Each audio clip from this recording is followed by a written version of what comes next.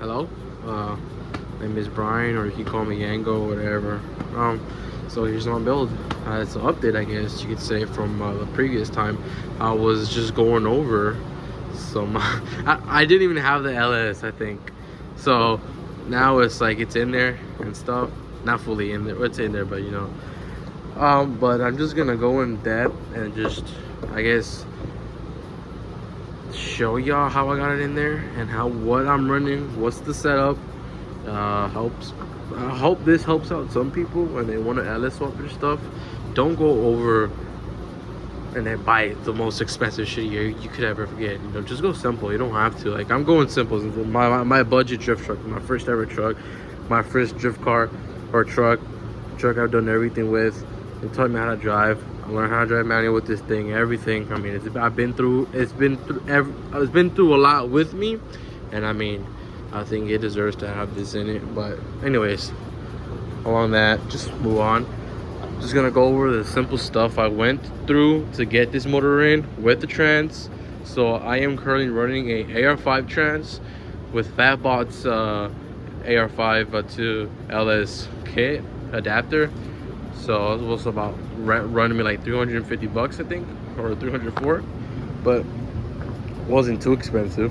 So I'm running that, and then I am running a LS1 clutch. It's not on, but I have it. But I know it fits because I've seen people do it already. So I'm running an LS1 clutch, stage 5 6-puck with a light flywheel. I'll put half of this stuff underneath the comments, I guess you could say, or just the descriptions and stuff, the links. So I guess just get to it.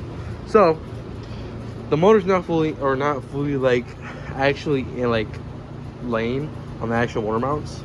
My dad had lost more bolts, so I can't really do that right now.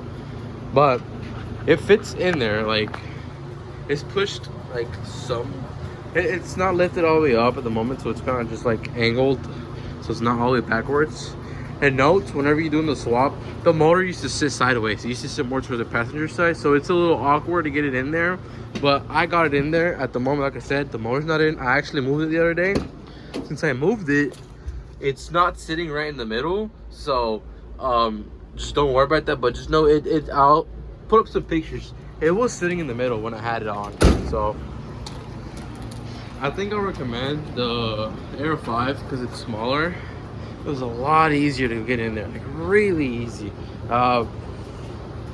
It's just simple, and yeah, just I guess that's about it. And I'll go through with the with how I mounted the actual trans. So I wish I did this. I don't know why I didn't do it, but it's my first time doing like fab. Like, I've done this with my dad, but it's my first time doing stuff by myself, fabbing stuff up. So I would recommend people reusing the old trans mount. So I cut mine in half, or in each side, and I welded like a plate on the side, on each side, on each mount, and then welded a flat plate on top, and then drilled the holes for the trans bolts. So, and like, can't really see it well, but it's there. It's on there, but it's ugly. So, but at the moment I just tacked it and stuff, so it just goes in and see where I wear the trans, and I mean it went in there fucking fine. So I'm pretty happy about that. But it's just simple. Like, there's not too much to do to it. Like, I might have like banged the trans hole a good amount so the bell housing can go in just fine. So I'm gonna just go with what I have to run this. So Air 5 from a Chevy Colorado. We have the Fatbot Air 5 to LS kit, just bell housing, or just the adapter. And then we bought a 4L60E bell housing for the adapter. And then we're running the 5.3 LS up here in the front, obviously. I don't know what to run headers. Maybe some shorties or some C10 or S10 heads. I think it's C10. Or, well, who knows? Just something short to make it fit in there, you know what I'm saying? Because I mean, in the future I'm going to be cutting these out anyways, because I'm running coilover mounts up front, but I just haven't got to, because I want to see where this is at and stuff. But yeah, so that's simple. It's not fucking overbuilt. I mean, it's literally as simple as it could be. There's nothing crazy to it besides the LS. Like, it's so simple.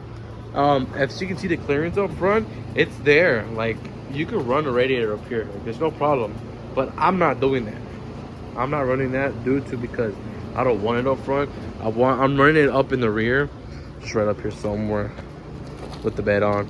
And if you're wondering what rear axle, you can run the stock Nissan rear axle. You don't need a crazy axle unless you're doing some drag racing stuff. Run that, do whatever. You have the money, upgrade it. Don't care, you know. But I am switching from this rear axle to a Toyota from a 95 or I don't know, it was an 85 Toyota Hilux rear axle due to because I want 5 lug in the rear, not 6. So you can see I'm a big fan of 5 lug, I guess. I love 3-piece.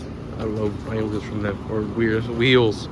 So you know, but it's just as simple as it gets, bro. Like, you know, it's not too crazy. I just hold the harness because I'm going with the Holly Terminator X, so I don't want to like.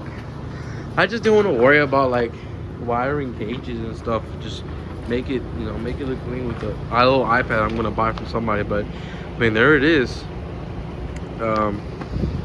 Just simple. I'm not trying to go overboard. Like power steering and stuff, I'll figure that once I'm like I got the car running and stuff. So, but I mean, overall it's in there, fits nice, there's no problem. It took me a while due to because, dude, I didn't know what I was doing. I actually had to rebuild the motor at first, but I didn't know what I don't know what the hell I was doing. But motor seems fucking simple as hell. I wish I did this a long time ago, but I mean, I'm here doing it now, so you know, there it is.